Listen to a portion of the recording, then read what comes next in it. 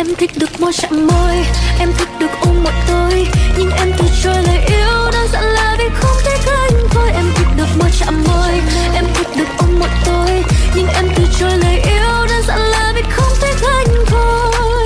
Nhiều người nói thích em lại không thích yêu nhiều người, nên thường là lời từ chối và nghe sau những câu ngỏ lời yêu. Cause my papa say con đừng tin bất cứ thằng nào, bao lời ngọt ngào trên môi tụi nó nói mấy trăm ngàn lần rồi. Baby, I'm sorry, không quên anh đi xa xa đi, oh baby, xa xa đi trước khi em bị mất lý trí. Baby, I'm sorry, không quên anh đi xa xa đi, không thích anh mà nhảy qua đi à. Em thích được môi chạm môi,